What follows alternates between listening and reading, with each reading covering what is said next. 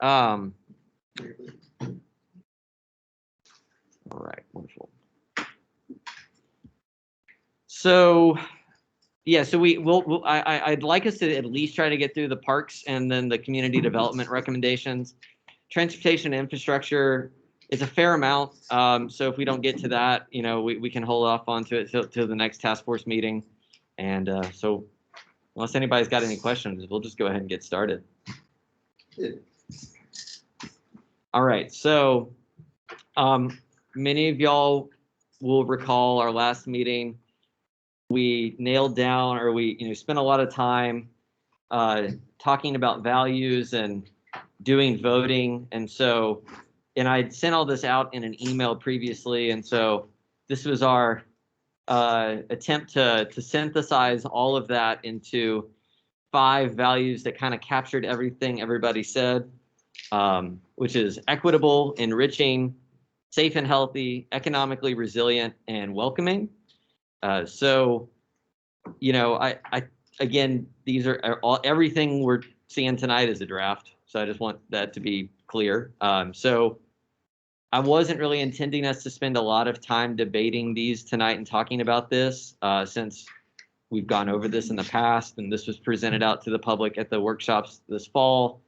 And I know that especially the vision statement was, I had a lot of people at the meeting saying, like, this is great. This is a wonderful vision. From what I heard just in speaking with folks in the community, was very well received. But before we do just like move forward, if folks have anything they want to talk about on this, we absolutely can.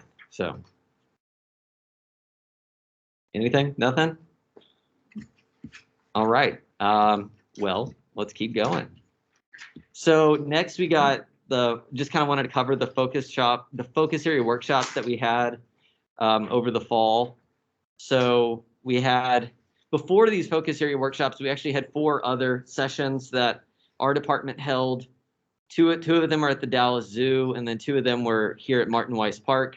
And those were how to form a neighborhood association and land use and zoning basics. And really the idea behind that was, we had heard from lots of folks in the community that obviously in area plans, a pretty jargon heavy specific thing that's dealing with things that a lot of folks haven't spent a lot of time, understanding what zoning is and how plans can affect them. And so, and on top of that, we also, as a department, always have a strong desire to try to, create neighborhood associations, and that helps us in our work, and it strengthens neighborhoods. So, we had small but strong turnout at those meetings. But then the 4 workshops that we had in October and November, those were extremely, I think most of y'all were at least one of those. I kind of saw most of y'all there. We had, the first one was at, what's the park? Beverly Hills Park. We had good turnout there. That was focused on the West Davis corridor and North Cliff. And then the second meeting was at Keast Park, and that was over Hampton Station area, the Hampton Clarendon area, and Jimtown. Good turnout at that one. The next one was on Monday, October 25th at the Oak Cliff Brewery Beer Garden. I think that was probably our best attended. I think we had over 50 folks. It was great weather. It was wonderful. I wonder why, yeah. So we had really good turnout there. And so that was for downtown Elmwood and Tyler Vernon Station area. And then the last one was on a rather cool morning in November here at the pavilion just outside here. Smaller turnout, but still had 20 to 25 folks show up and got some really good feedback on this area of the study area. So in general, I think that the public meetings that we had this fall, we had excellent feedback, tons of comments on the boards, got a lot of the surveys completed. We got a lot of really informative stuff to help kind of get us to where we are now with the recommendations. So I also just wanted to cover some data that we pulled from counting all 303 surveys that were taken. So again, 303 people took it. 90% either live or live and work in the area. 51% have lived in the area for over 10 years. 95% are homeowners. And I'm not going to go through each one of these because I sent this all to you, but you know, I mean, it painted the picture that we kind of expected it to paint. Neighborhood character and history was their favorite thing about the area. 82% had experienced an increase in housing costs in their time being here. So, you know, that, I mean, these are all things that we heard from the community and reinforced through the survey. I thought it was interesting. I kind of tried to break this down into like some different topics. So like housing, obviously the number one thing people didn't like was that housing costs are too expensive. Really split group on people thinking there were enough housing choices and not enough housing choices. I mean, almost 50-50 split on that. And then what was interesting was one of the questions was to have people choose, and they could choose as many options as they wanted, was to say what kind of housing options do they think them and their neighbors might want to have. And so you can kind of see that breakdown. Obviously, single family homes was the largest, but townhomes, duplexes were the next highest. And obviously, large apartment buildings with very few people said that. Transportation, this also aligned with all the census data we had pulled. 88% commute alone in a car, 93% conduct their daily needs in a car. But then at the same time, 64% want better sidewalks, 45% want more bike lanes, and only 19% said they didn't want to change how they currently get around the neighborhood. So there's clearly a demand for improvements to make it easier to get around in other ways besides just driving in your car. And then lastly, on land use, the top 3 land uses people wanted to see probably shouldn't be that much of a surprise. An open space, basic goods and services, and grocery store. Top 3 land uses people didn't want to see were industrial warehouse uses, gas stations and auto repair uses.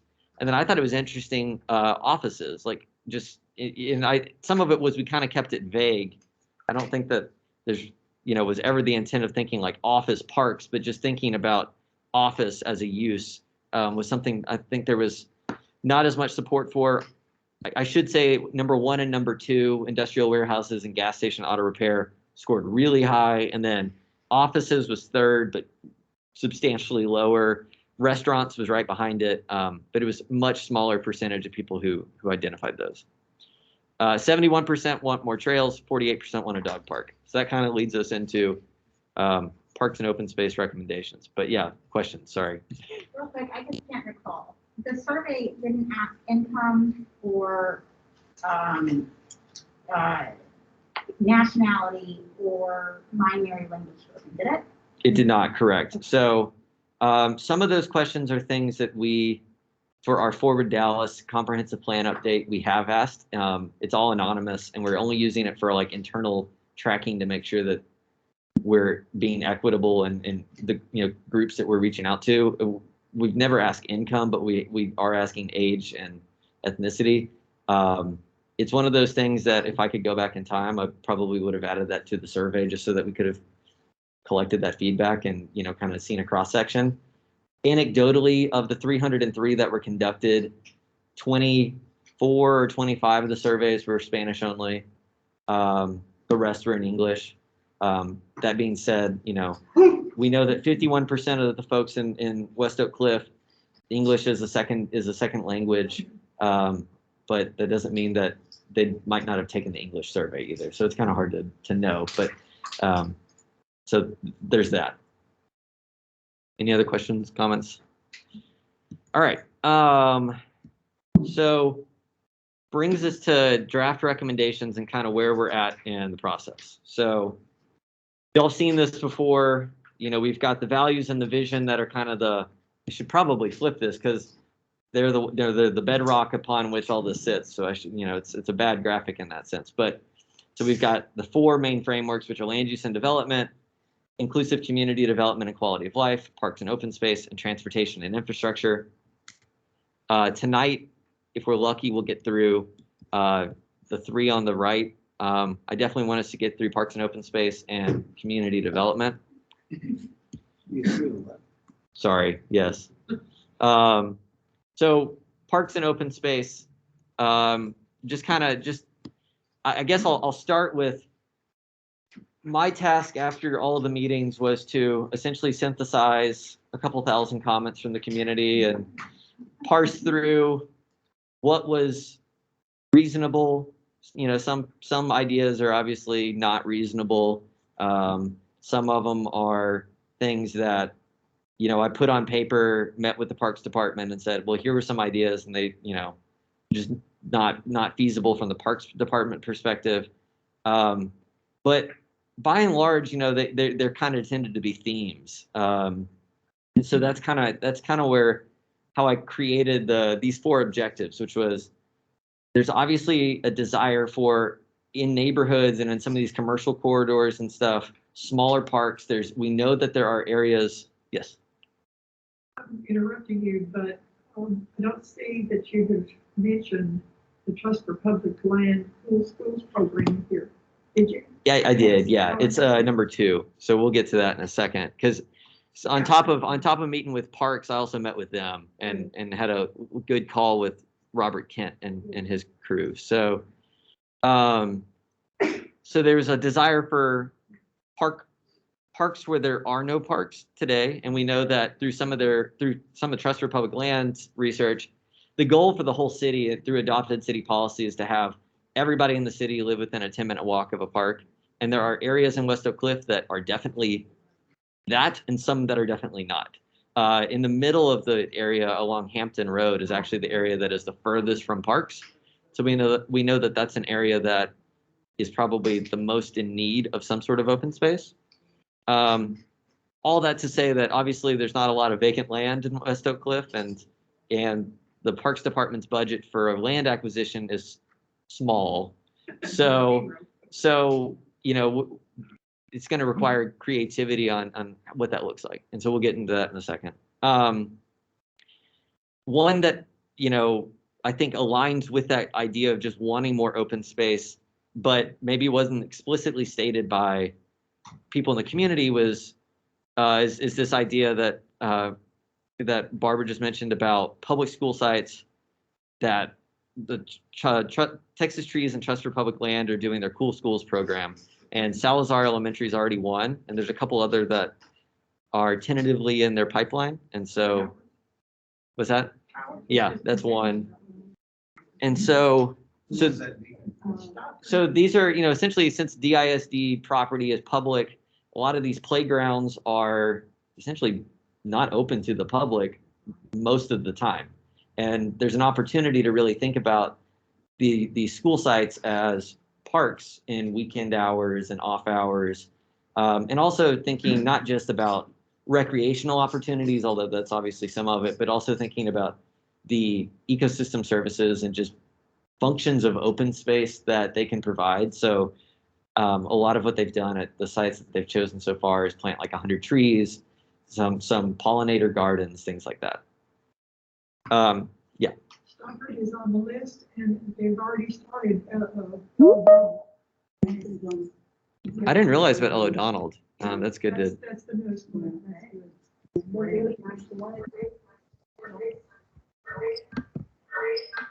Hey. Don't have feedback. Do it too. So that's kind of the next bucket, and we'll get into each one of these here in a second. This third one is essentially connecting existing green spaces on city right of way. We obviously know that there's not a lot of vacant land in West Oak Cliff, but there are lots. There's a ton of city right of way.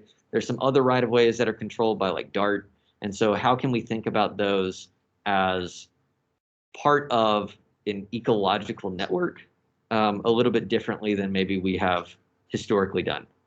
And then the last bucket was, there was a lot of comments from people of just desired improvements at the various existing parks. So all of that, you know, I synthesized all of that and met with various groups, namely the Parks Department, and, you know, got their feedback, kind of had to tweak things based on plans that they already have adopted through their parks master plan. Some things are somewhat fluid because they're like, for instance, they're doing a dog park master plan currently. So our plan can actually inform their plan. So some of our work is going to run in parallel, which is great. So that kind of got us to this. I think everybody should have, if you don't, we've got all the copies over by the door. So I'll kind of go through each of these buckets. And I guess maybe the best thing to do is to just read them, and then we can, on each one of these, talk about them. And I think the number one thing I'd like, I think that's important for tonight's discussion is, what did we miss? What did we get wrong? What did we get right? So that we can massage these and, take them to the public early next year. Yeah. Let me jump in then. Sure. Because you and I both know that the city of Dallas has got a whole lot of these area plans sitting on the shelves right now. Absolutely. And one of the things that just drives me absolutely crazy, and this one did the same thing when I read through it, is it's all this platitude stuff that has no accountability on who's going to do it, when it's going to happen, how are we going to implement it. And so, all of these, we're going to explore this, we're going to explore that, we're going to consider this, we're going to do this. It doesn't say who's going to do it, doesn't say who's accountable for doing it. And so I would tell you that before we're done, we need to put that in here. So when the council adopts it, it says these will be explored by the park department, and they're going to report back to the council by a date certain. And so without that, this is a waste of time. So something that I obviously I didn't want to jump the gun on this, but like what this will, all these recommendations will turn into will be in a matrix that will be in the plan, obviously, that will have a column for lead department or agency, and then secondary departments who will assist, funding and funding sources, so that we already have those essentially identified. Some of them are going to have to be somewhat vague, because if we say 2023 bond, that hasn't been written yet, but we know that the council member can use, his discretionary funds for the bond plus the priority process that we have through all of their processes through the Public Works Department to get these projects prioritized.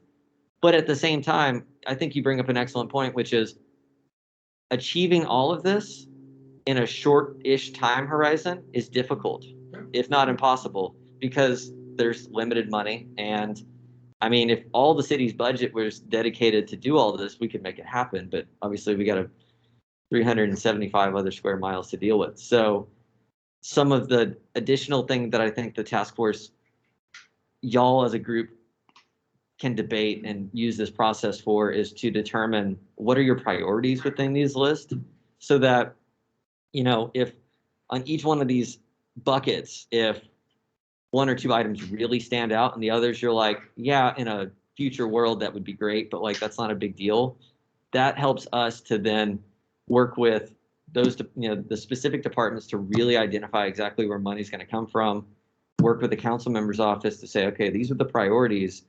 what can you do to make these a reality? Because this plan isn't going to be we can't have it tied to, this is exactly the pot of money that the money, that it's gonna come from, but we can point us in the direction. There's got to be some accountability on who's going to be in charge, so that this just doesn't sit on the shelf. Absolutely. Brought away like the rest of them. And luckily, I think these infrastructure, so like the parks and open space and the transportation infrastructure piece, those are expensive. Those are capital projects that require money. The other ones, when it comes to zoning changes and the land use piece that we'll get to in the next meeting, that's all on the city's, almost entirely on the city's end. It's budget-wise, it's free. It just requires staff to do the work. Adoption of the plan then gives staff the initiative to be able to go do that work. But you're right on this infrastructure stuff. It is critical.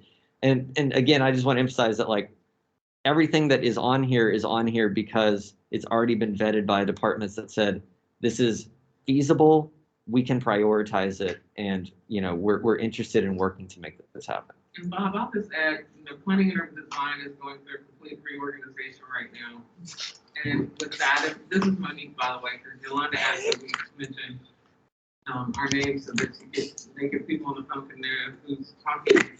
And as a part of that, that is one of our biggest overarching paradigm changes, is to more focus towards how we coordinate with other departments and change how we do different aspects of our levels of planning so that they can be more implementable. Because that's just kind of like pointless for us to do all the planning work and not have ways to hold people accountable and also provide input so that other departments and our elected officials and management can make those decisions in a more informed way. So that's kind of driving how we. I hear you. I want to make sure that when we're done with this document and when it's approved by the council and adopted by the council, that it says under each of the items, park department's going to do this, they're going to assess the feasibility of it, they're going to put a cost next to it, it's going to go onto the unfunded needs list, it's going to be there so that we know for the next bond program that this is what it costs. Yeah. And then we can prioritize as we go through. But, just, when I saw this, we agree. This was just terrible from my standpoint. This was just. Well, it's a phase that we go through as we do this kind of planning work to kind of drill down to then get specific enough to. So as long as we have an understanding, the next draft of this thing is going to have more accountability, more time, and it's going to give a process and how it's going to get on the unfunded needs list and how it's going to get, all those kind of things that going to make it a reality instead of just a. Well, and some of that does require. The possibility. Some of that require. I mean, I as a staff member can't add something to the needs assessment list. That requires the council member. And that's where hopefully this information will help him have a better way of making that type of decision.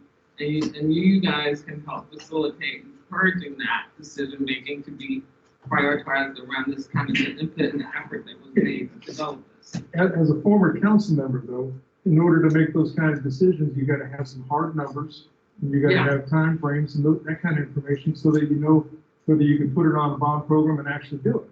Right. And so from here, it's still a staff function. After this gets adopted, it's still a staff function, and ultimately it'll be the council member's decision to try to move things forward in the bond program.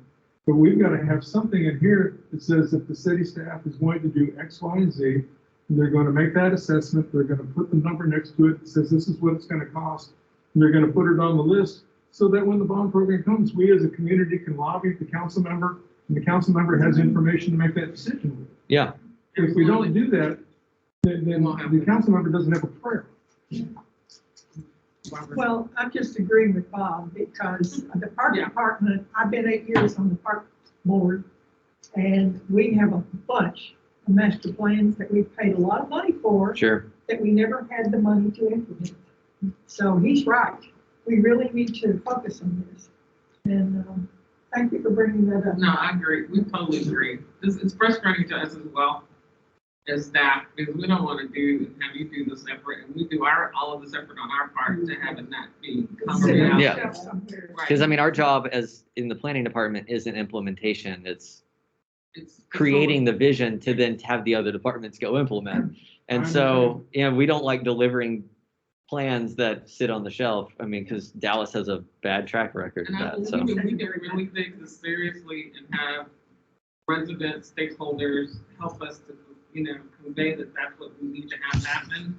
It'll help other departments take that more seriously, that leadership as well, to begin to kind of incorporate that into their windows of like parks, into their planning windows and their horizon.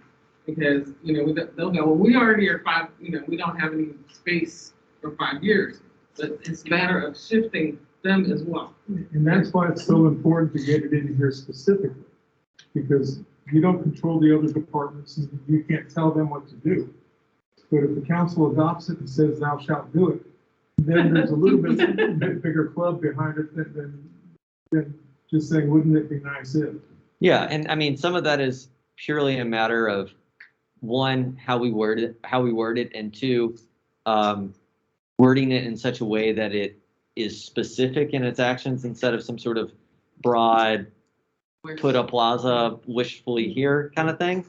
But at the same time, again, I think that's where we can I don't think, I just don't think we're to that stage yet, because I don't want to start doing all of that work until we've identified what do we even want from a task force perspective to be prioritized, so that then I can then go back to those departments and say, okay, items A, B, and C on this one were the biggest priorities. Let's really dive into exactly what y'all can do to make this happen. I mean, we're not going to say this project's going to cost $3.5 million and be delivered by 2027. I mean, we can't get into that kind of detail, but we can identify what they will do as a department to make that happen. So, and this is Paul Carter, by the way. So just to make sure everyone's clear, right now, we just, as a task force and also the bar community, the goal here is to understand, hey, this is what the community would like to see happen. This is what the community would like to see executed. But to Paul's point, I absolutely agree.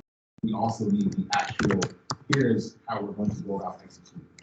Right. That's just as important, because saying the request was without actually executing the request makes this an exercise. Right. No one has time for that. Okay. I'd like to have one request in from staff. If we're going to be responsible for prioritizing some of these things, we can just get a good information about how to accomplish these goals, or how other areas in the city or how other cities have accomplished some of these goals. Basic goods and services. All right, we want to see that in our neighborhoods. Well, the city can't force a good or service to go in, but the city could improve infrastructure around those businesses to encourage. It's not intuition that would say, oh, well, improving the streets will improve the likelihood of goods and services. So that's just one example of if the city could give us good information about the success that has been seen across the city to achieve these goals. Yeah, and I think that's a great point. I think that something we should also, from staff's perspective, be clear on is we haven't done an area plan like this probably ever in the history of the city. So we're forging new ground here. I know that that's a little scary, but at the same time, instead of thinking of it as daunting, we should think of it as an opportunity. Other cities have done this, obviously, but all cities struggle with plans that sit on shelves. That is a fact, right? In terms of like delivering basic goods, I mean, that's something that in the next section on community development, there are economic development pots of money and grants and incentives and things like that that can be thrown at things. But at the same time, think about like last year, the city had $3 million to throw at a grocery store coming into Southern Dallas, in no takers. So we can throw carrots at horses all day, but that doesn't mean that they come our way, right? So I mean, not every policy mechanism is successful either, and so we want to minimize bad recommendations that do that, and so that's why we're trying to work within, to a degree, an existing framework of policies and tools that City Hall has that have been successful, so that then we can better those, like promote those in this area of the city and better the success of those programs. Yeah, feasibility. Yeah. I think we're really very fortunate. We have a city councilman who is intensely interested in this area becoming better for everybody. And I think this whole idea was his, wasn't it, to do this? Yeah, I mean, it's tied to the authorized hearings, but having a vision and a plan, yeah, I mean, and we've got two other area plans that are much further behind in terms of their process. And so, this one will obviously be the first one that, gets to city council for the adoption process. And so, in some ways we're kind of laying the groundwork here. But, the good news also, I've said this in the past, but we also have Forward Dallas, which launched back in August, and we've had community meetings all fall, and it's going to be going on all 2022. And so this is a puzzle piece that fits into that. And, so we're essentially doing much heavier lifting for a very specific area of the city that fits into a document that council has stated, as Forward Dallas, council has stated is a huge priority and hugely important. So. And can I have one more thing? And as we've had our internal department meetings, we've identified and been surprised, like, oh, there's a pot of money we didn't our program we didn't know about that has some resources. And so there's, I think, just the better alignment and us as acting in that middle facilitation role of identifying. I mean, Daniel has gone above and beyond and through the bushes and under the road to find all these different department opportunities and resources that you will see as he refines the visions and the wants of the stakeholders. That, like Office of Cultural Arts, we were just surprised at some of the things that make it lend to the quality of life Absolutely. within our communities. So that's an example. And that's real feasible things that can show up, that can make a difference. Yeah, and we'll get to that in a second, but I mean, that was one that, we're so busy thinking 5 years in the future that when we talked to OCA, they said, do you want programming this December? And we were like, oh, that, like, it was that quick that they were able to deliver it. And so, yeah, there is, on some of these things, there's the ability for these to happen quick. And there's already money that is there that just needs to be tapped into. On some of these others, it requires a little bit more long range planning but again, all of these things, all of these recommendations are going to be shared with, directors of departments that will push back if we're putting anything in there that they're tied to, that they are unaware of, that they can't deliver. I mean, that's. We ought to strive to make sure there's some pushback. What's that? We should strive to make sure that there's some pushback. There needs to be enough specifics in here. Sure. Yeah. Okay. Yeah. Okay. Well, so, let's just start with this first item, which is create opportunities for smaller parks, parklets, and plazas and existing neighborhood nodes. So there were kind of 5 main areas. Number 1 was over at the Westmoreland Heights Plaza shopping area. I don't want to read through it specifically because basically there's a bunch of city right-of-way over there. There's Falls Drive, and I think it's Falls and Norman, which are on the north-south. And then some of that parking lot is actually owned by the city. This is one that after conversations with the Parks Department, I know it's on here, after conversations with the Parks Department, what can be done in this area is probably less open space oriented and more just improving the public realm. Because right now there's very poor ADA, probably no ADA accessibility. You've got no sidewalks on some of these streets. And so, the same recommendation pops up in transportation. And so it probably doesn't really fit here in the open space one. But that's an area where there was folks who, both online and in the public meeting, said, can we reimagine? We've got this huge parking lot. Can it be something more? Can we green it up? The park department's just done a big one in the middle of a shopping center in far north Dallas. Absolutely, Hillcrest Plaza. Yeah.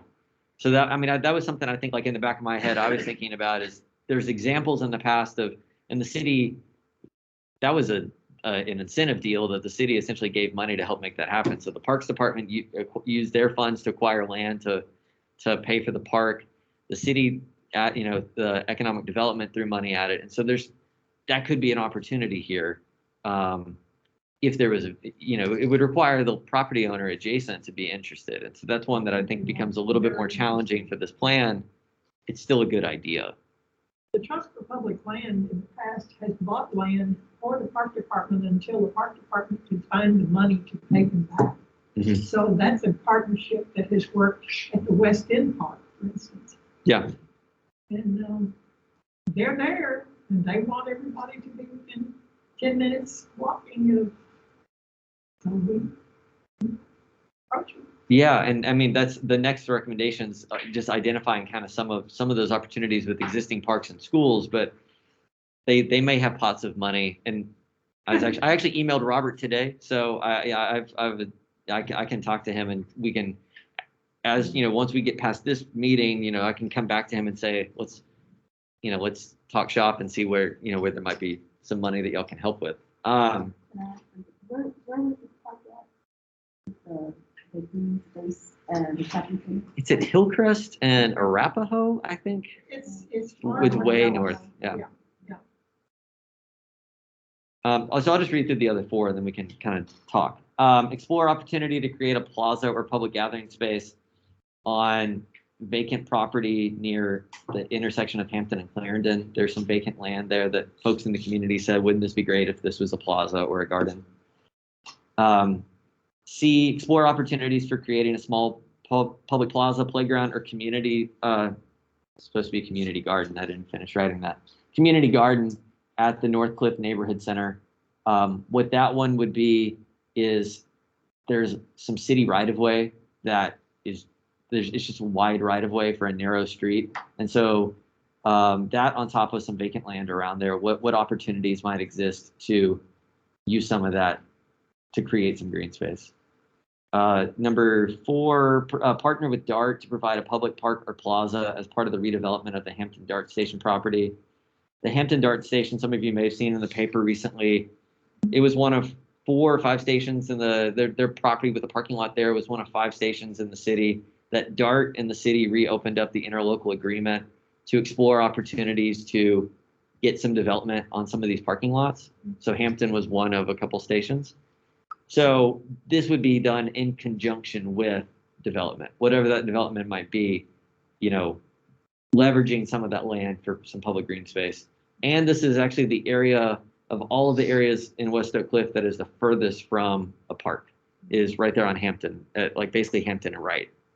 So this is Paul again. Just to understand, is that proposal, does it only looking for affordable housing? I'm kind of confused. Is it any type of development, or is it only looking at affordable housing? I think that it is currently vague in the way it's written, to keep it, to give them some wiggle room. The vision from both parties' perspective is to deliver as much affordable housing as we can to, All affordable, or like, it'd be mixed income. The city's basically kind of put a stop on 100% affordable, is advocating as strongly as we can. I mean, we're not like stopping LIHTC deals, but we're advocating as strongly as we can for, yeah,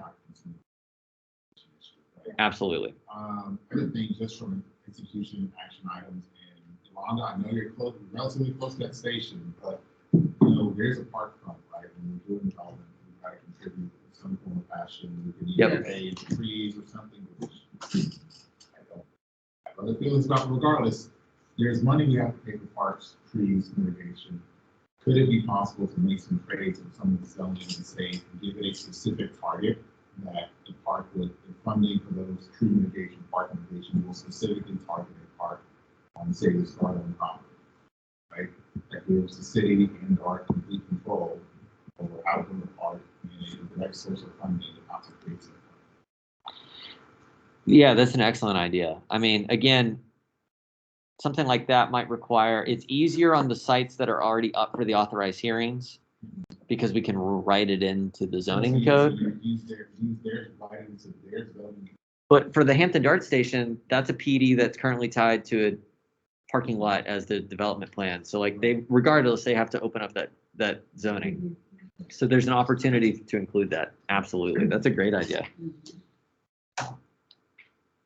Daniel, this is Bob. At some point in time, we need to have a very in-depth discussion about affordable housing. Okay. Is this the time to do that? We're going to get into that in a second. We did it in the past, but I'm going to use that in our next section of recommendations because it's. I'll hold off till then. Okay. And then so the last one is, I'm sure most of y'all who've been in downtown Elmwood, you've got a bunch of kind of a very weird street grid and a lot of excess city right of way, and so a lot of opportunity to think about some of those triangular parcels that are kind of like underutilized. And one of them is Elmwood Dog Park, but utilizing those, it's already city land, so just it is. Is it now? Yeah. And programming them to, and some of it is like some of the smaller slip roads that either way, there's a ton of city right of way in that area. And so is there an opportunity to reimagine some of that to be public space instead of, vehicular space? So those are the 5 that kind of fall into this. And, we can either prioritize or just talk about them. It's kind of whatever y'all think is, if y'all have got comments, please chime in. Yeah, so this is Greg. It sounds like some of the success that the city's seen with incorporating parks has to do with a public-private partnership. Is that correct? Well, funds are limited, so they obviously, when there's nonprofit money that can help pay for some things, it's great. Okay. I'll say that. Sure, yeah. So this plan is then to accomplish these goals, going to have to try to encourage public-private partnerships. And then how do we, or how does the city advertise that? You have to have somebody come in to want to partner in that, right? Yeah, so I mean, obviously, as Barbara was talking about with Trust for Public Land, they are a national entity that does this. So like their credibility is established. The city partners with them all the time. But there are other entities that get created for areas. So, Parks for Downtown Dallas is one that got created specifically to target the development of parks downtown. You've got Friends of the Santa Fe Trail, Friends of the Katy Trail, Friends of White Rock Lake. So all these entities can get created to fundraise money to then deliver that money back into improvements or expansion or whatever it is. So if that was something that, if the Elmwood Neighborhood Association, for instance, was interested in creating a Friends of Elmwood Parks, that is something that could be done.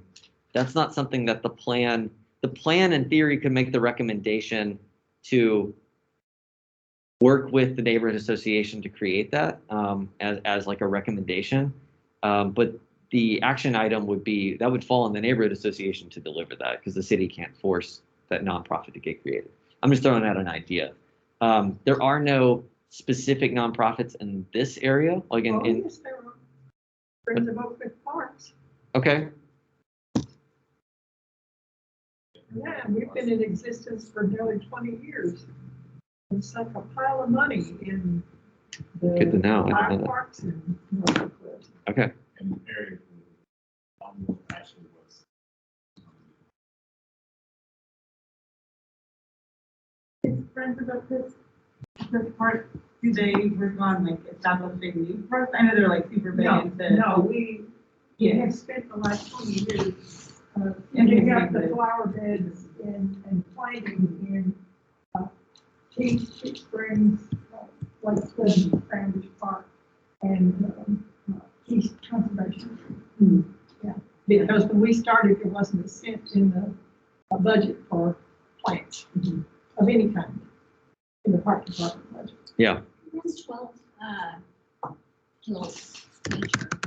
That we're not involved in that. That's a separate entity with their own 501c3. I don't know if that fully answers your Well, I guess question, but my question was really leading into, it seems like the things that really got done fast had developers. They had private money, not nonprofits, not advocates, but they actually had people that had a financial interest in it to come infuse the community with money, because they were going to get something out of it. yeah. And so it just seems to be this balance between we want what we want, but we don't want what we want. But we don't want what we don't want, No, you're right. And like Methodist is right there. And I mean, I'm president of our PTA, and they're always very willing to sponsor us, right? And donate a lot of money to the local Sure, you would nonprofits. be excited about a Methodist. So, I mean, and I also think that Paul's idea about you've got various, various funds that development has to pay into as part of, their fees to the city. Park mitigation is one of them. Are there ways that, this is the policy nuance of things, but are there levers that we can push and pull to make it so that because right now a development can say, well, we're just going to pay some money and not dedicate any open space on our property. And then that money has to stay within the city's divided up into 7 quadrants. So that money has to stay within that quadrant. But the money that's paid by a developer in West Oak Cliff could easily go to improve something down, far southwest in this service area or whatever. And so it doesn't necessarily mean it's delivering it to stay directly in the area. And so, again, that's a city code, so it might require us to really get into the nuance of that with people who wrote that. But that's a great idea, because then that incentivizes developers to be the ones who are delivering it. And I mean, from a development standpoint, if I knew that if I put some money out, let's say, $200,000, right? If I knew that 200,000 was going to a park that's like a mile away from me, is that going to benefit me greatly? No, probably not. But I'm much more comfortable saying, if I pay up 200,000, that goes to a relatively nearby park, and I know it's targeted, right? Versus it goes into this fund that I may never know there. My student probably, but that helps tremendously because it gives the city a target, the developer a target, and it's much clearer, much more straightforward. Yeah. So, and again, I mean, I think something that some of the, so there's kind of two things that I think we want to articulate about this area plan.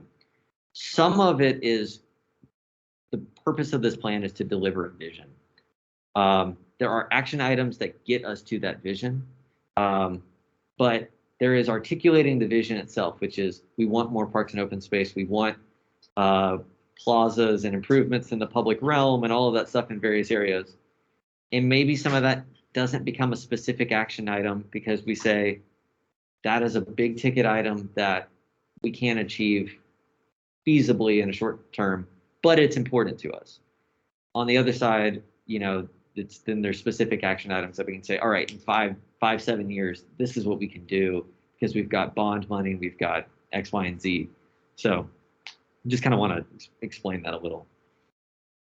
Does anybody have any comments on any of these specifically?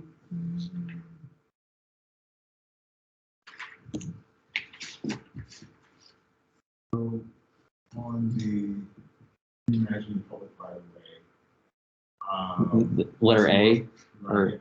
Yeah, something like Westmore in particular. It's kind of think like the major criteria, right? Yeah.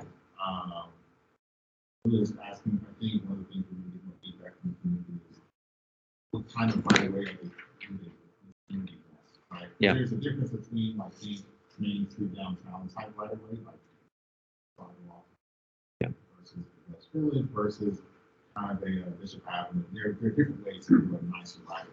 But what kind do we want? I think that's a good recommendation. I just want to make sure we give the communities what kind of right of way they want. Yeah, that's a good point. And I mean, we didn't give it into specific like community design, like tell us what you want specifically here, but I don't see anything wrong. I'm just saying that's just something I think is kind of the next step. absolutely, yeah. And some of that we may have to punt from this plan onto the Parks Department to do that work, right? Because it's not really our work to figure out exactly what a splash pad looks like at Martin Weiss Park, but like we can say people want X, Y, and Z improvements, and then within that, Parks Department knows, okay, we need a budget for that, and then they can work with the community to deliver that. On some of that, like the medians, you were talking about Westmoreland, that's actually something that is in transportation and infrastructure, but tons of comments about putting landscaping in the medians. And then, so like, obviously you're not going to program the median of Westmoreland because that'd be the scariest place to have a park. But on some of the smaller boulevards like Burlington and South Oak Cliff and stuff, there's an opportunity to think about those a little bit more as recreational spaces than they are today. And that's something I think I capture somewhere in here. You're gonna plant in any of these spots, you have to remember you need water. Right. Yeah. And that's probably the most expensive item. If you have to put a pipe underneath the street, you're talking about $25,000 for each one. So this is something that you really have to consider. Yeah, and I know Texas Trees Foundation, as part of their work, increasing tree canopy is identified in the Urban Forest Master Plan as like a huge priority for the city. Texas Trees Foundation is one of their big targets is medians just around the whole city because there's so many bare medians. And so it's something that I think that it's not just an area plan specific item. It's a citywide item that figuring out a way to increase plantings and medians is a city priority. And so I think it's even in the urban forest master plan. And so this area plan can kind of punt back to that to a degree, because like we can't specifically force the whole city to go implement some sort of right-of-way change. But I think that talking with Texas Trees Foundation and saying what kind of money is there for this is a great idea. Is it worth discussing some of these things, to your point, emphasizing drought resistant? But any Right. tree you plant, you have to water it for 2 years. Once you've got it started after 2 years, it can probably survive without the water. But you have to have a truck to deliver it, and you have to put it in. Yeah. So, I'm thinking like a rock desert scape. And that's, and obviously that taps into environmental. You can put red yucca. They put a lot of red yucca over it. Yeah. I'll keep us moving but again, if people have comments outside of tonight as you're reading these at home or thinking on this over the holidays, email us and please. So the next one, public school sites utilizes opportunities for green space. On item B, we know Trust for Public Land has already identified Stockard, L. O'Donnell, Cowart as future cool school sites. They already have those in their queue. Exact delivery date, I don't know, but they have The funding. Howard is finished. Oh, it is already? I didn't realize that. Done, and so is Salazar. I knew Salazar was. I didn't know Cowart was finished. So either way, maybe I'll pull that one since it's already done. But either way, we know that there's funding identified. So like those are forthcoming. The other one is Westmoreland Park. It backs up right the two where Lenore Kirk Hall Elementary and Westmoreland Park, where one starts and the other one ends. You don't really know because it's just kind of contiguous. And so We that just seems planted 63 through. years ago. Oh, really? Yeah. Great. Excellent. Because I know that Westmoreland Park, the Parks Department says they have a long needs list. And so as part of the work that the Parks Department does in future bonds, partnering with DISD to think about how do we create a park that benefits the kids, but then how can some of that green space also benefit the community? Because I think some of the land where there's like kind of a soccer field is technically DISD property. It's public today because there's no fence, but that doesn't mean that DISD couldn't go put a fence there. And so thinking about using those two spaces as a contiguous park, I think is really important. And then also,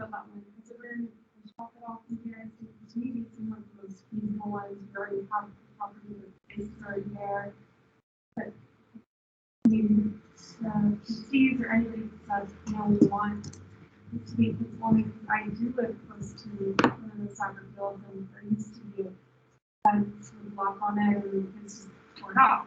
And so, they cut a hole in it. yeah. So they planted. It's the one year by 12 Hills. It's a little soccer field. Yeah, that's where I think more president. That was a soccer field. Next to Focus. Yeah. Yeah, no, they're building a new fence down there. They're not the soccer Right. field. And not that that one needs repaired, it's obviously It's not in Woke but I thought. Yeah. I think this is Elena Stevens, I represent Elmwood, but I also teach at Henderson. And my principal doesn't want a lot of people back there in there, mainly because we have had, we find things in the playground. I myself, if I live in the neighborhood also, I would love to have that opened up. I think it is a wonderful, wonderful idea, and I would love for it to be wilder than it is right now. When you're talking pushback, the pushback may not come from like the district admin, but from like the local schools. Well, that's what you're finding too, right? No, totally. I don't want my kid to pick up a condom, which is Yeah. like what's going to happen, right? It happens in public parks too. I would imagine when this goes down at the ASD, they're going to have to partner with the Parks Department to figure out who's going to upkeep the Yeah. weekend and nightly traffic. Yeah, and it's gonna have to, need to be well lit, because if it's close to the school, if it's close to the school. Oh, you know, sure. What we have had. I mean, and then, yeah, it's sort of the We public. have had happen on our campus in the past is people, kids break in. Yeah. Or people break in. And so that's why she wants a buffer zone. I personally would love to see it more used. I mean, usually the gates are open at least until 6, so I mean, I see people right after school. But on the weekends, when it would be such a wonderful thing to see people out there in this zone. Yeah, and what I don't know from Texas Trees Foundation and Trust for Public Land is, I know that they identified schools based on where there was need, right? There's really not the need. To watch Sure, but I mean, I it makes me wonder if they had already vetted the politics of it all too, because I mean, they've gotten them moving forward. So, but again, they just did their first round, so I'm sure they're learning lessons on what to do and what not to do as well. Yeah, Bob. Daniel, on this particular item, would we not be ahead of the game by making one of the action items that the city of Dallas should initiate a task force meeting with the DISD and local area representatives, maybe from this group, to explore not only the couple of issues you've got out here, but the other schools that are in the area. And that way you've got a broader brush and you've got an action item that you're getting people involved that can actually say yes, no, or tell you what the concerns are. Yeah, I mean, it could either be this task force or a created task force that. But it just seems that we've got a couple of schools down here that may have some good, good uses. Yeah. Maybe others that people didn't come to the meetings and get them in there. But if we know it's going to take coordination between DISD and Dallas, and so we should call for the initiation of that and have them use our area as the prototype for the city. Yeah. And if we can do good, then the rest of the city can have it too. Yeah, that's a great idea. What about the area there behind Maria Moreno? Yeah, so that's one that, it's. Where's that? It's across from the gas station. Okay. Yeah, I don't know why it hadn't been identified. My only just knowing it well enough, it's kind of accessibility is an issue because it's hemmed on one side by the dart tracks, and then you've got the school and the parking lot and everything, but really the playground and everything is on the back, whereas all these others have the playground kind of at least fronting out to the neighborhood. So it may just be purely because then it backs up to a neighborhood, but it backs up to people's backyards. It's not like it's backing up to a street or something. So it may just be an access issue. Again, just like, like your elementary school and others, like it's worth a conversation. Because I mean, I think what you said, Bob, is excellent. Because like we can just, we know a couple that are in the pipeline, but couldn't there be more? And how do we keep that going? So. And on to that, Lita, who I was wanting to thank you. Behind it, this is right in WOCAP, right off of Hampton. It's a great spot, right across from Sunset's practice fields. A big parking lot and then good playground. We go in there all the time. My private family, because they keep the gate unlocked. So that's a good spot. Talking about on 12th Street? Mm-hmm. Yes. Yeah. It's walk from Hampton. So some of this is just partnering with DISD to formalize some of that, right? I mean.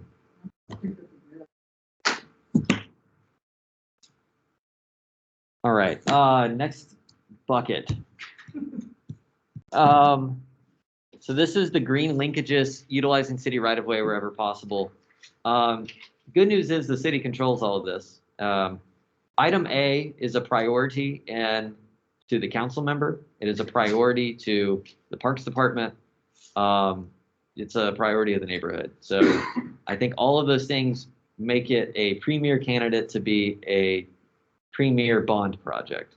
What it is Coombs Creek Drive essentially between where we're sitting right now, just south of the park, and then Westmoreland Park is 120-foot right-of-way that I think when it was platted 100 years ago, it was supposed to be a big boulevard that never got built. And so you've got a huge right-of-way with a 20-foot street and a lot of extra land.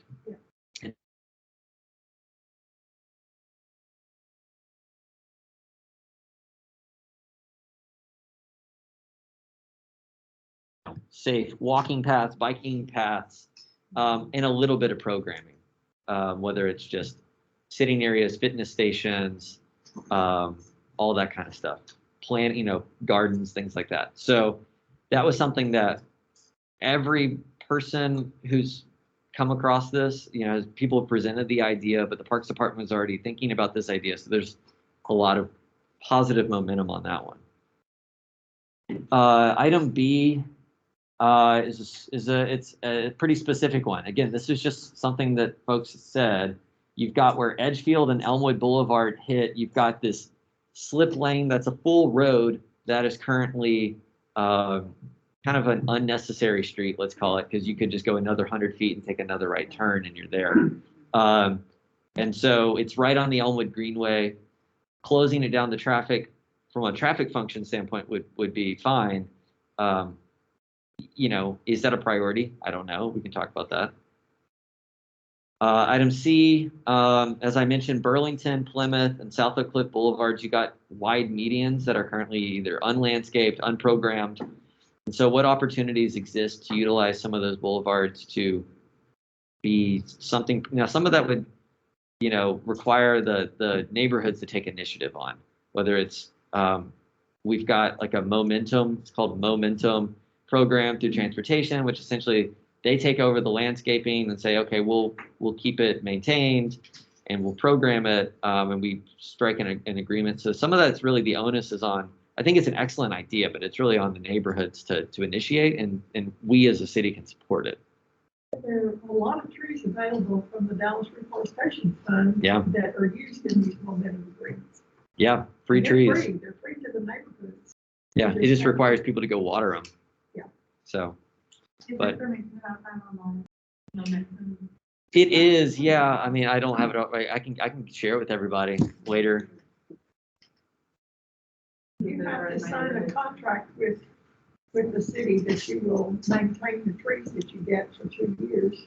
But that's not the neighborhood associations. I mean, we got 100 Quake Myrtles in Beverly Hills years ago. Yeah. Item D. So there's plans to extend the Coombs Creek Trail right now. That's funded all the way up to, I think it's funded all the way to Davis. I know that there's a ton of work going on Plymouth right now, but that's like drainage work. But it's funded all the way to, actually, I think it's funded all the way to Moss Park. It is. But, something that, so we know that that's happening, but it kind of goes back to that medians question is, right now, the trail that is being constructed is just an 8-foot walking trail that's going to be on the west side of Plymouth. Is there an opportunity to also use the median of Plymouth to have a better trail than just an 8-foot sidewalk? So that's that one. Item E, there is a small kind of leftover right-of-way triangle up at Polk, Page, and Tyler in the very northeast corner of WOCAP. And it's city right-of-way. It's not programmed. That's one that people had ideas about, but again, that would probably require, kind of like downtown Elmwood, it would require some neighborhood initiatives to say, okay, we're going to strike an agreement.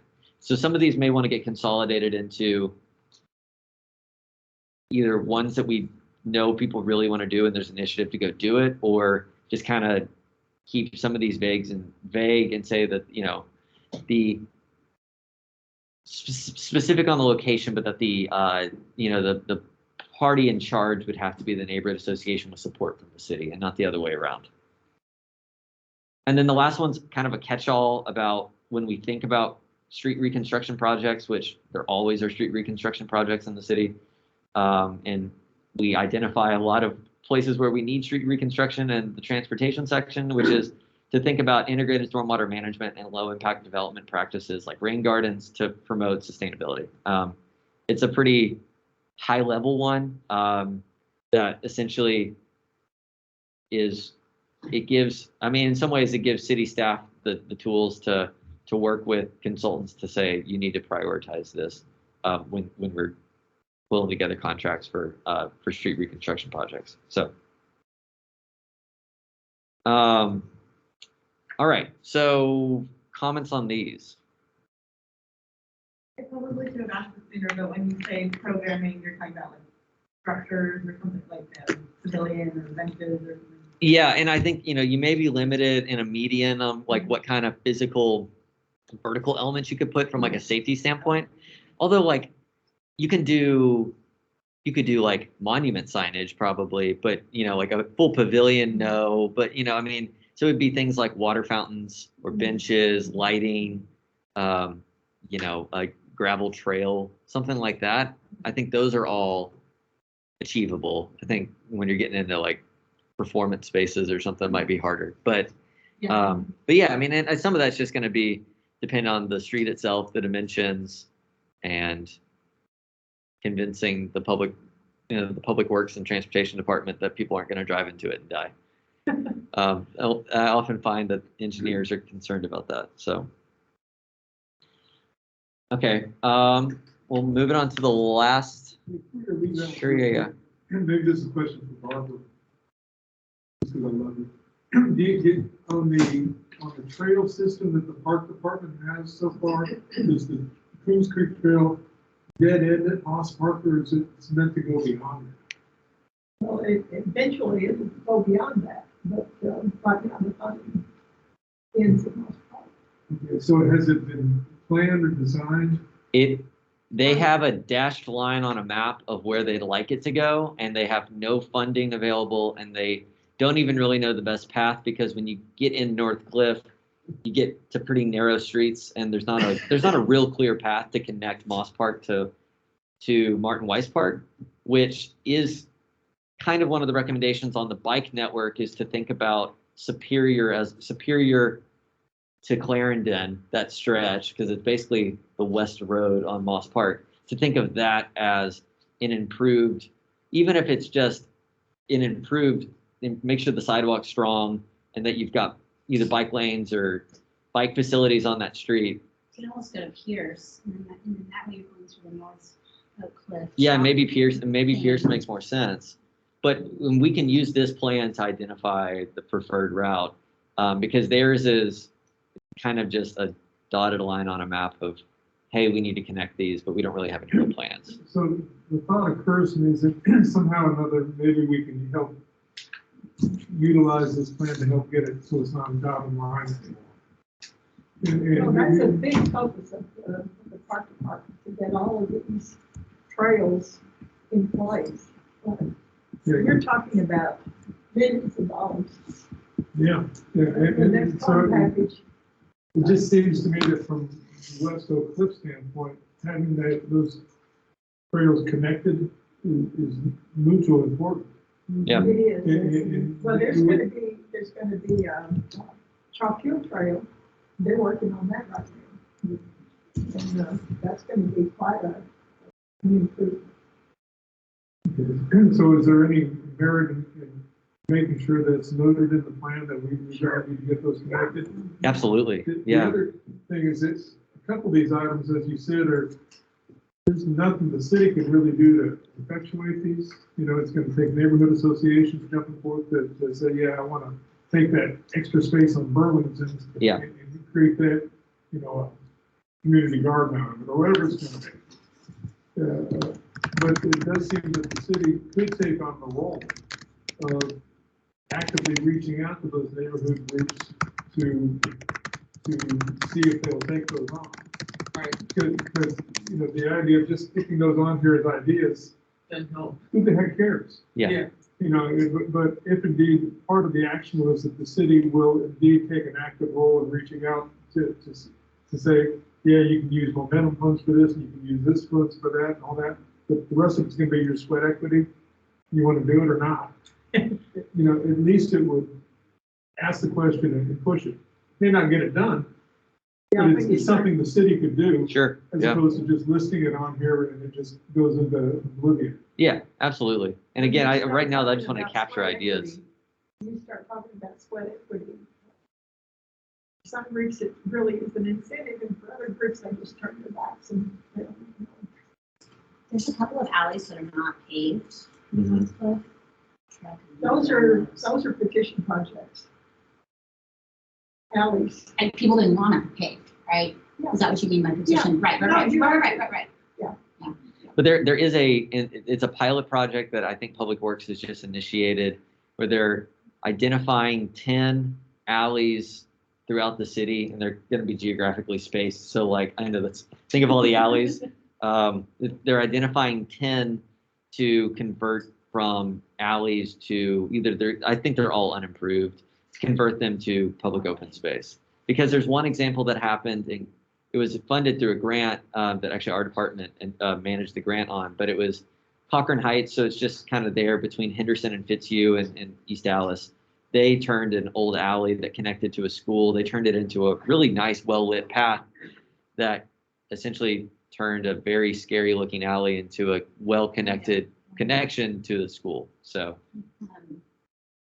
Butterfly guy, he's outside of, I don't think he's in LoCap, is he? Yeah, he's in.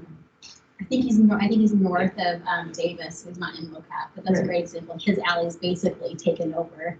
I think probably not officially. I know you're talking about. They also haven't opened it for public, you're supposed to, yeah. True. Yeah. And also got more kids that live in here. There's a great little That's alley. Stevens Park Village. Yeah, yeah. Van. Yeah. Yeah. And so the last item was improving and enhancing existing green spaces. Obviously, the Parks Department has, a needs inventory. They're always updating it. Plans like this can help inform what goes into that. So, I tried to capture what I heard, but I'm not saying I captured everything. So I kind of want to get input from y'all. One is at Westmoreland. We know that, and I probably need to put more here. There's just the desire for general improvements at Westmoreland Park. But right now, we know that actually in their needs inventory, so it'll be funded in the future is a trail through the park. But just sidewalk enhancements around the park are critical.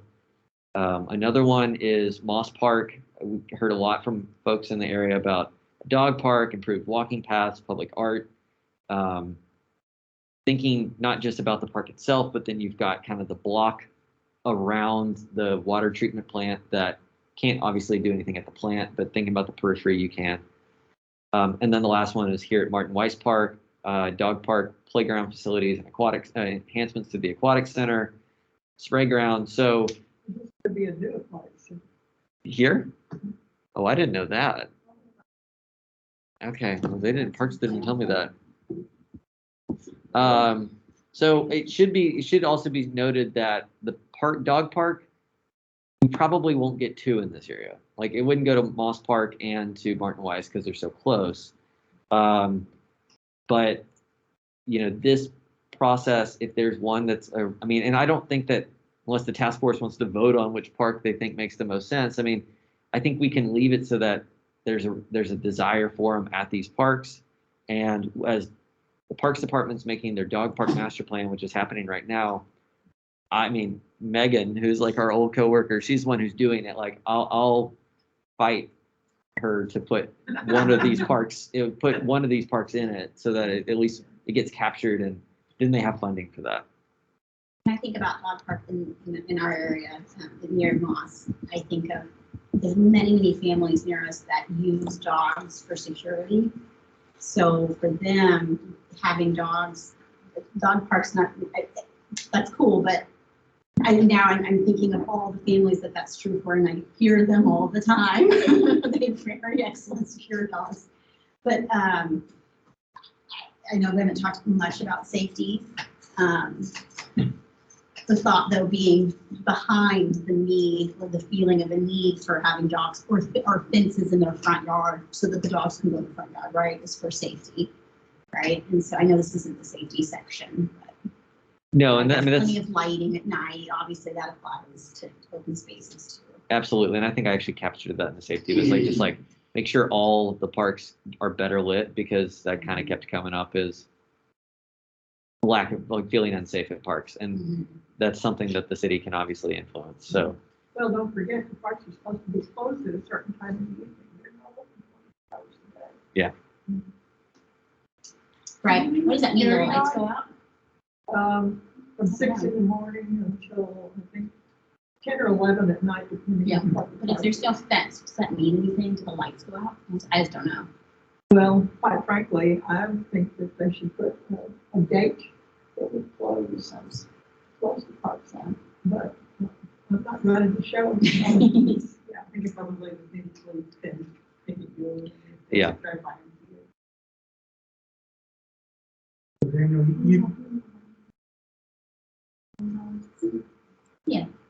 Yeah, and the reason they're there, my understanding, speaking with my community, is these are my neighbors, right? They're both like, oh my God, I'm so sorry, like, yes, I don't want to hear stories, so I'm getting more scared to walk around with my little kids.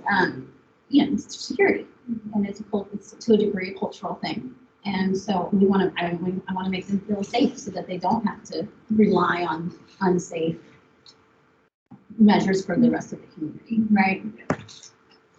But, that, so what, you brought this up during the dog park, does your comment actually relate to the dog park? I'm just curious.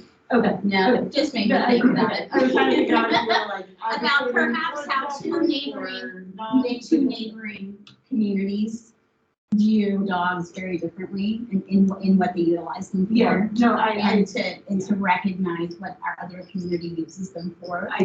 And to try and maybe bring that back to the root cause, and maybe we can help address that issue at one step back. At Elmwood Dog Park, we have an integration of, both types of neighbors that utilize our dog park. And it's, I'm not saying, yeah, we should, I think a dog park would be wonderful. Yeah, I'm not gonna say that. it's like, it's not that only one group of people that use it, even the people who. Hispanic people. Yeah. Yeah. Right. Good. so Daniel, this is great for folks that are listening. You mentioned something pretty consistently as we went through the parks and open space that was usually utilizing right away. And then you mentioned my fear, briefly in there, which is that transportation will say, we want to dictate what's good for vehicles, what's good for cars. Yeah. And there hasn't always been a good, well, no, we're going to give the actual right of way to, like our vision statement says, human scale efforts. And so whatever we can do to try to make sure, we've already started it. I'm glad that you added that in here. Whatever we can do to say, in my opinion, to say vehicles are secondary, these are our neighborhoods. We want to make this human scale, not vehicle scale. As we continue with the parks and open spaces, I think that's going to be a battle, like you mentioned, and whatever we can do to continue to push that. The complete streets is a good way to do that. But if there's any other tools we have, let's keep using them. No, that's an excellent comment, and it's one that keeps me up at night as an urban designer. So, because it's like my constant battle that drives me crazy. We've got the big citywide tools of like the street design manual, which was literally just updated and stuff. And so, those are the things that the engineers always fall back to say, we can or we can't do this because of federal design standards or the city design standards or whatever. Speaking frankly, the most successful projects that kind of sometimes push the envelope are the ones that are pushed by the council member and by the community, and they're able to just kind of convince the engineers to look the other way. Not that it's like a deadly project, it's just one that, maybe doesn't check every one of the boxes, but they know it's safe. A good example would be transportation engineers would say, get rid of street trees because it's dangerous, somebody might run into it. Well, you know what? They protect pedestrians. They slow cars down. They slow cars down, right. So the transportation engineers might say one thing, and not all of them, right? That's not really. So just, yes, if we can continue to push that, that would be great. Glad you have the same. Yeah, no, I agree. Okay, so at 7:24, I want us to move on to at least, this is just kind of like an idea of like a map, like getting to a map that has some action items and those objectives on it, and is kind of the vision. And again, some of this will get tweaked, but y'all can take a look at that map because I emailed it to y'all and you have it in front of you. I know that we've got a lot to cover and we're not going to get through all of it. So I think that the most important thing for us to talk about, which comes to Bob's question earlier about affordable housing. So I'll start with that one. I need to update these slides here. 28, yeah. So,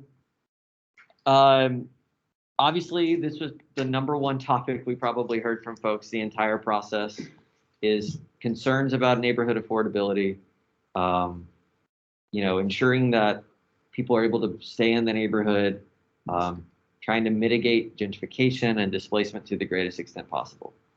So to get there, I kind of wanted to go back to something that I had talked to y'all about at the last meeting. And so Bob, we did at the last task force meeting cover kind of these broad macroeconomic lessons on affordable housing based off like policy think tanks. 4 buckets to move the needle. And I should preface all of this with saying, this is not a panacea. Like there is no cure to gentrification and displacement because it's a condition that happens in cities. It always has. It's part of land economics, but it's also something that every city in the country is dealing with, unless they're shrinking. So 1, create and preserve dedicated affordable units. 2, reduce barriers to new supply. 3, help households afford private homes. And then, sorry, that was 3. And then 4, protections against displacement and poor housing conditions should be established. So those are kind of the 4 buckets. Some are supply side, some are demand side. Obviously, all of them relate to policy. Based off and I think some of y'all may have picked it up, and I made it public at one of the meetings. This is kind of that giant matrix of all of I don't want to go through all of it tonight because it's a lot. But this is all of the policies that the city has on the books that are allowed by state law to help improve and mitigate gentrification and displacement. It's a lot, but at the same time, we know that there's a problem in the city, and clearly these aren't doing enough. So I have to be perfectly frank in the most politically correct way is that we have our hands tied by the state legislature. There are certain things we can't do. And because of that, this is about as good as it gets. So using this as a starting point brings us to trying to think about recommendations for each one of these buckets of how to address the issue. So I'll just kind of go through those in a second, but I know Bob's probably got a question, so I'm happy to take a pause. Probably more than a question. Go for it. Oh, you want me to? Okay. Yeah, I mean, if you. So on item 1, create and preserve dedicated affordable units. The first recommendation relates to leveraging the Davis Garden TIF district. All TIF incentivized projects, projects that receive tax increment financing funding from the city are required to provide 20% of their units at 80% area median income or less. We have delivered 1,500 plus units around downtown and in and around downtown this way that are dedicated affordable units. We've had some success with this as a tool. We know that in my conversations with economic development, the Davis Garden TIF district has historically kind of been underperforming. Increasing land values, changing market economics have the tax increment dramatically going up the last couple of years. And so there is going to be continued pressure and interest in tapping into the pot of money from the city's perspective, for developers to tap into the city pot of money to help make their projects work. That would be along the West Davis corridor. Obviously, that's a very small area. Second, city has tax abatements through the Office of Economic Development. They can go to any geographic area in the city. So an example of that, some of you may have seen in the news recently, was that Kroger that's going in Uptown on Hall Street, that's just on the east side of 75, and it was they were receiving, I think, $4 million in city incentives, and they're dedicating 20% of their units to be affordable. So it's getting, I think, 60 or 70 affordable units in Uptown. So that's another bucket of money, or a bucket of money that development can tap into. How long is it? I think it's 15. I think it's in the document. I think it's 15 years. So it's not forever. It's 15 years. Third, leverage the DART station property that we've talked about already to create mixed income community. We know that the city and DART are interested in developing mixed income housing on those sites. The exact number of units, what that looks like, again, way too early to know that. But the city and DART they wouldn't have opened up the ILA to do this if they weren't interested. So in terms of creating dedicated units, those are about the only tools that the city has, period. Pots of money. Can we back up a second? Then? Sure. Yeah. This is where I don't understand why we're pushing. Top things that people wanted in your surveys were parks and open space, basic good services, and grocery stores. Now we're talking about affordable housing. In all honesty, the people that I talk to about affordable housing, they're really more concerned about their own house, their own neighborhood, making sure that their taxes don't go up and that it's affordable. Yeah. And it's not about creating more affordable housing, more deed restricted, more dedicated affordable housing. So it seems to me that this plan ought to be focusing on how do we keep the neighborhoods affordable, not creating more dedicated affordable housing. As you know, and I don't know how much. I'm getting to that bucket, Bob. I want you to know that there's 3 more buckets of policy recommendations to get to, but. You know, I understand, but I don't think we got the right focus, to be honest with you, because everything that I have ever seen in terms of affordable housing issues with the city of Dallas, because we all know the vast majority of the dedicated affordable housing is in the southern part of Dallas. A lot of it, in fact, the #1 district was Scott Briggs' district the last time we did an inventory, when he was on the council. We've got more dedicated affordable housing, deed restricted in most cases, in this area than virtually anywhere else in the city. And the people that I've talked to are wanting to make sure that they can live in their single family home and still afford it as they get older and older. And it's not about how do you create more affordable housing that's dedicated. It's how do you create a neighborhood that survives. But the reality is some of these areas that MoCap is talking about, right, will potentially be bought up by developers. Absolutely. Which will clearly housing. Right. So we're trying to create a blueprint for them with what type of housing we want them to build, right? I hear you. But I agree. The existing people, that's Oh, what they. this one's the one that's about to die. So what's you going to want end up mine? happening That'd be is, great. as our housing stock gets older, as our commercial buildings get older, these shopping centers in Hampton and Illinois or here along Westmoreland, those buildings that were built 50, 60, 70 years ago, they're getting way past their useful life.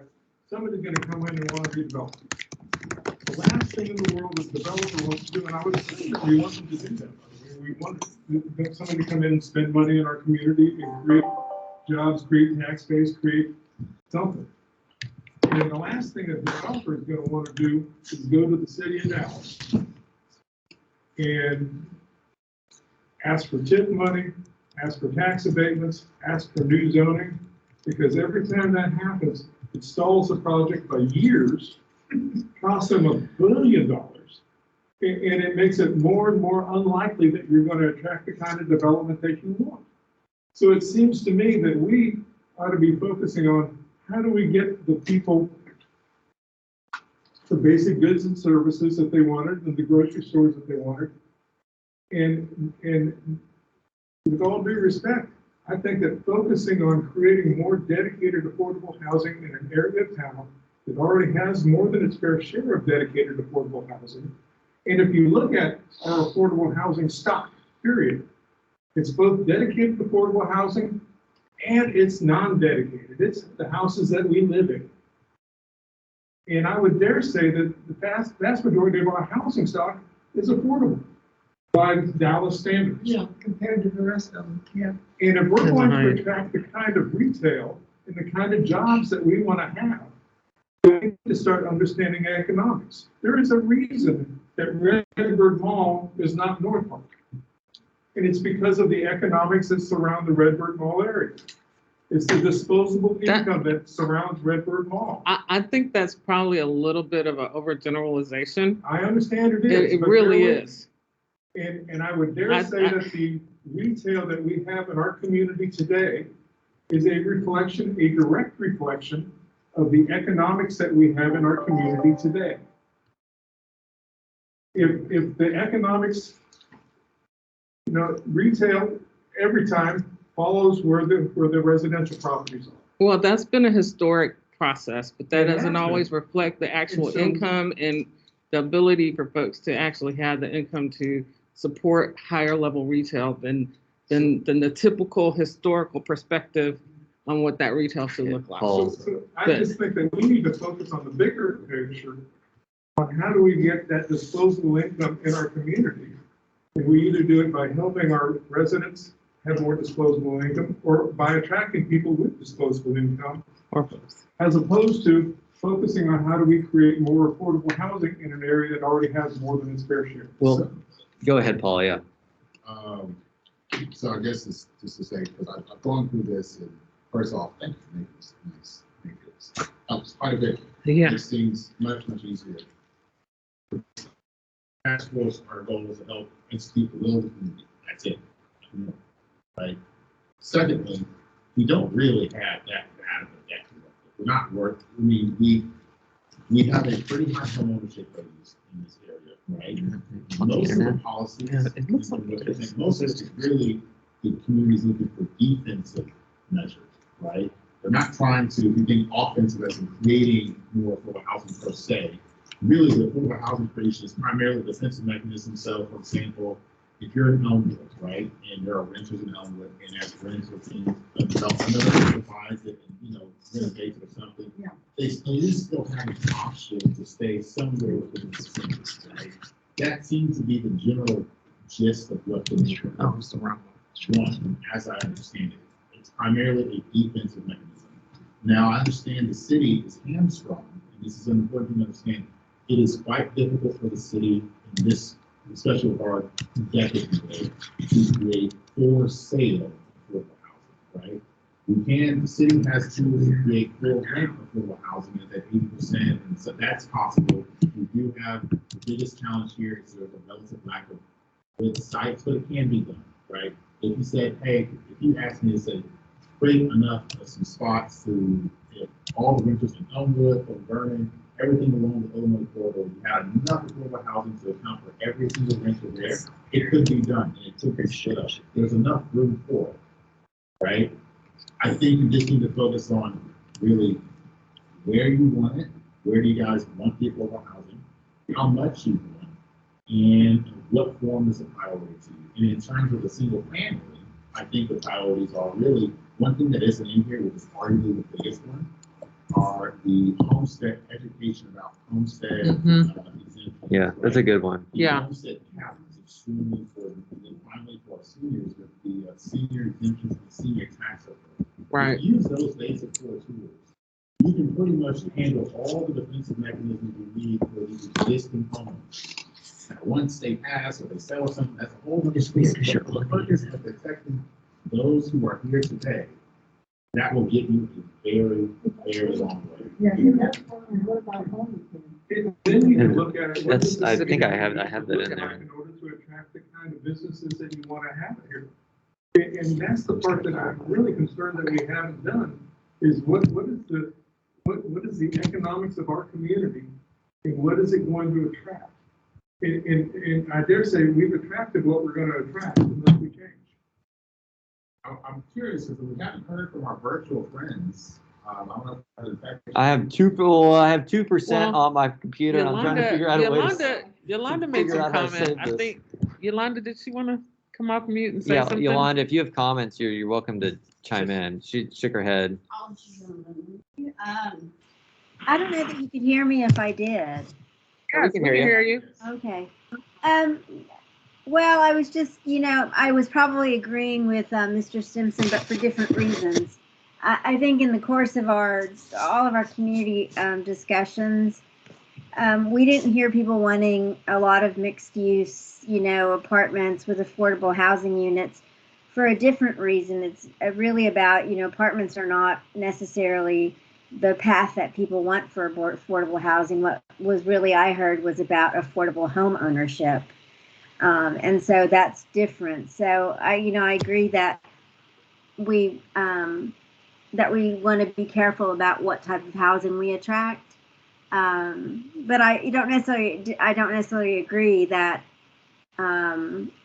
that who we have here now has to somehow be replaced because they don't have enough expendable income. I think what we were talking about was shoring up our neighborhoods so that they are viable. Anyway, that's all for now. Yeah, go ahead. Sorry. Well, Beverly Hills is a very old neighborhood. It started in 1914, and it's on Old Wyoming Lane. And we have houses. We got too many units. Hold on. Brand new houses that are big, that have just been built, and it's been a working class neighborhood since it started. We have had, on my block alone, I had 3 houses that were in very bad.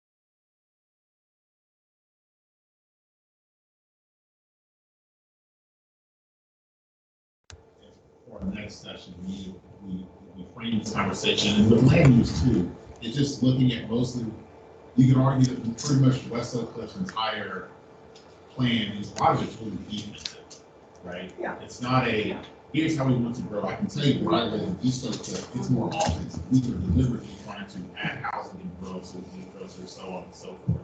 For West Oak Cliff, I think it's defensive, and that's okay. But I think if we frame it in that context and make sure we're keeping in mind, how do we at least give everyone here a chance to remain here, to have an opportunity to open a business, to basically have access, right? Now, we can't do it forever, but you can slow it down, for quite some time and help steer it so that this remains more or less in the same character going in the decades forward. Softer gentrification.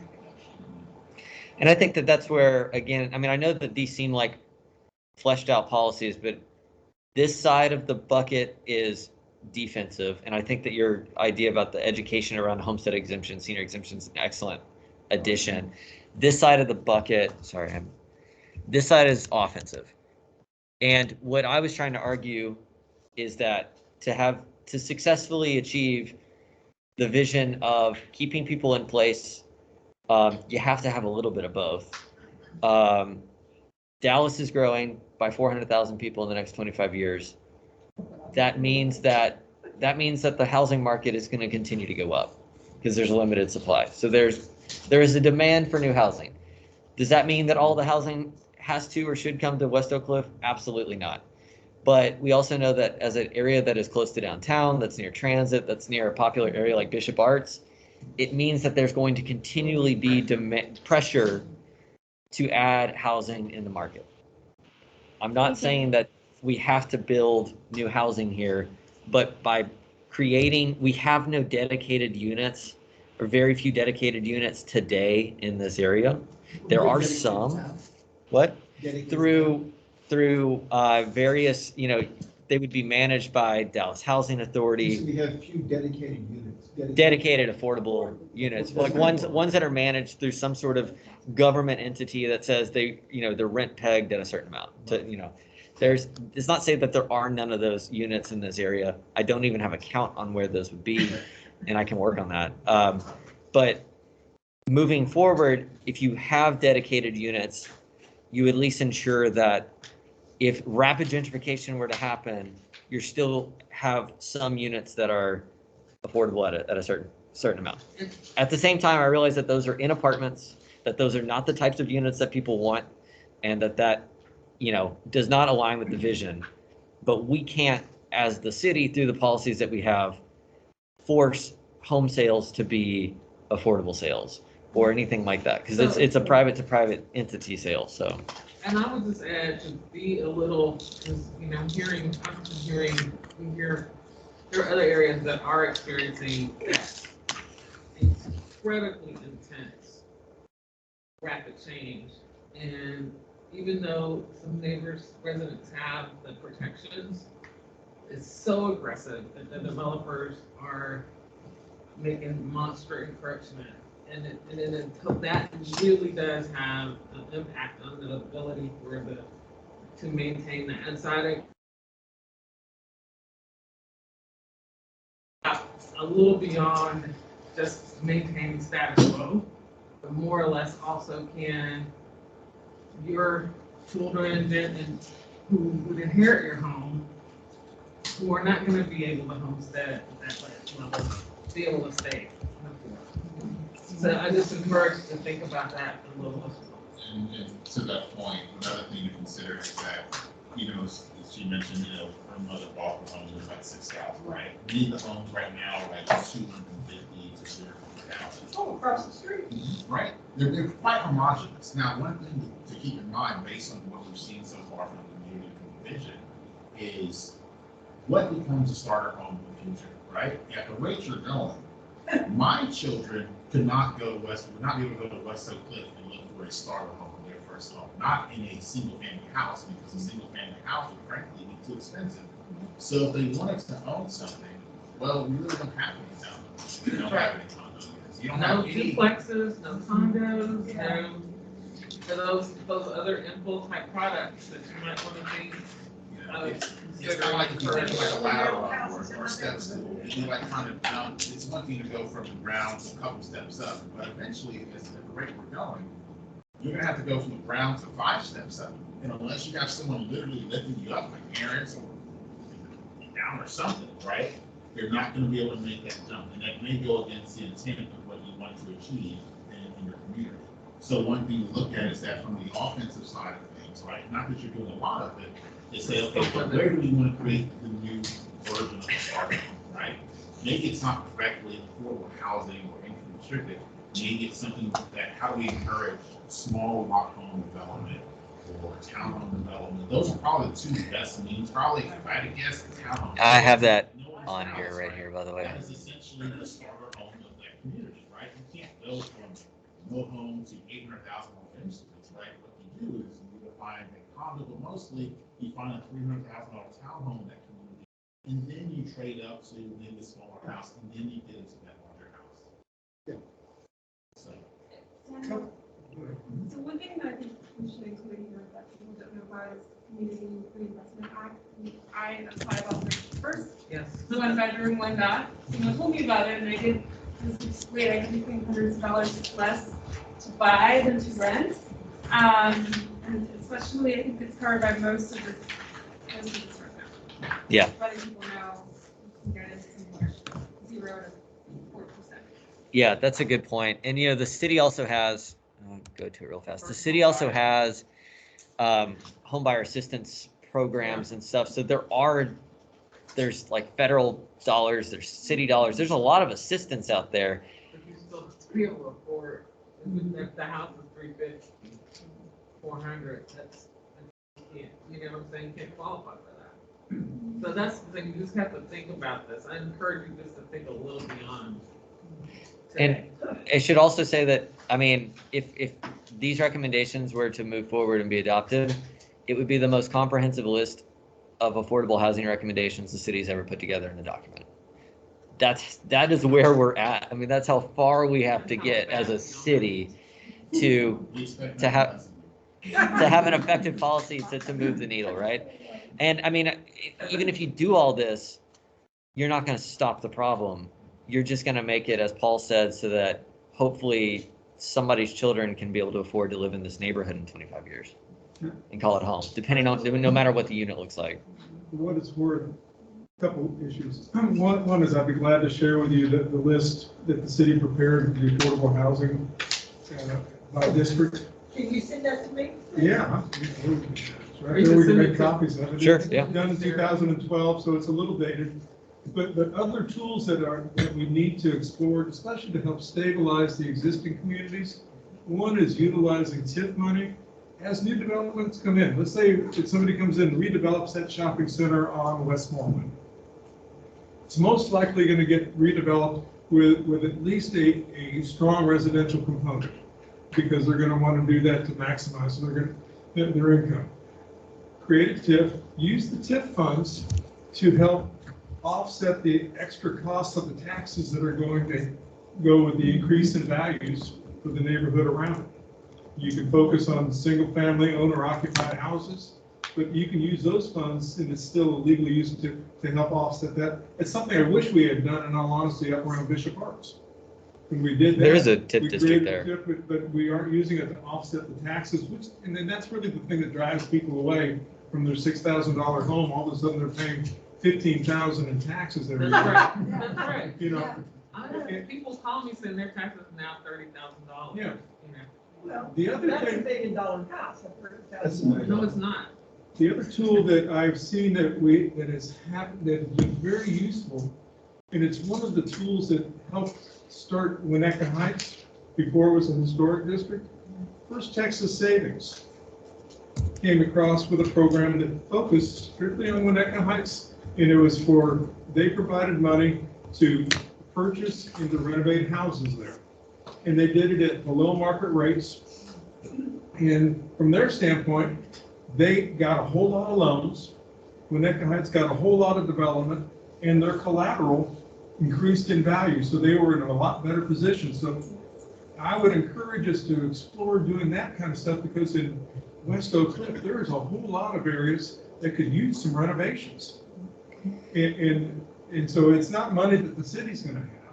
All the little programs that we've got, the city aren't going to. Yeah, well, and I think TIF district's a great idea. We have one in part of the district already, and that was the first recommendation on the list. Creating a new one is one that is probably politically DOA. I'm not going to say I'm not going to go talk to EcoDev about it, but there's been a lot of council pushback on TIFs of late in terms of expansion and renewing. And so that's probably the response I'll get from the director of economic development when I mention that. I'm happy to have that conversation, because I think that a plan can absolutely make a recommendation for doing that, and I'll explore that. But I just want to be frank that that's likely the response I'll get. Well, I really want us to go back and focus on. I know, we're about to be what the kicked out of here. community's So. worried about, not what the city's worried about. I think the city's worried about creating dedicated affordable housing. I think the community's worried about how do we still stay here and afford it. And it's two different animals. And so when you put out a survey that says, are your housing costs going up? Yeah, everybody says. And so, let's focus on how do we help offset that as opposed to the creating the dedicated housing. That it just is a disconnect. All I was saying is that to successfully mitigate displacement and gentrification, which that's the concern people had, is my neighborhood's changing. I don't know if I'm going to be able to stay here. You have to hit it from all sides. If you don't hit it from all sides, it's a stool with 3 legs and it falls. And so, like, I'm trying to say, you have to do it from all sides. I understand, but from a developer standpoint, which is who you want to attract, you do. I'm assuming that we want to attract people to come in to build things on these properties that are getting. I would think I think the community wants the community to build and reinvest in themselves, not developers to come in. That's what I've been hearing. But just knowing that we've always pitted community versus developers, it's not the way the real world works. The developers that I know live in this community.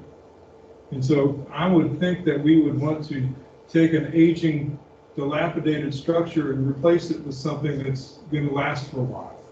And that's going to be somebody who makes an investment, and you're going to call them a developer.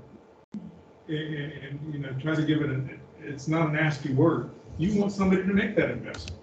You want to attract people to make investments in your community, my community. I do. And I think that we need to focus on how do we attract people to make that investment. Then as we do the land use thing, we can dictate and say, this is the kind of investment we want to have. Well, Bob, the reason for this task force, right, is because there's been interest already. I think you would be hard pressed to argue that developers aren't coming. The stance that I see is we're trying to set premises for what those developers are permitted or not, or what you will allow them to do. What I'm hearing from you is wanting to open the door for them so that it's as easy as possible and you can start making money as quickly as possible. Within the That's constraints not of what? that's not something that I would personally, what I want to start for. I think it's happening, it's gonna come. Lights go out in 3 minutes. Yeah, we are about to get kicked out. Let's move tables. Yolanda and I can't even tell who's on. Everybody who's on. Sorry we're having to leave so soon. Thank y'all for joining.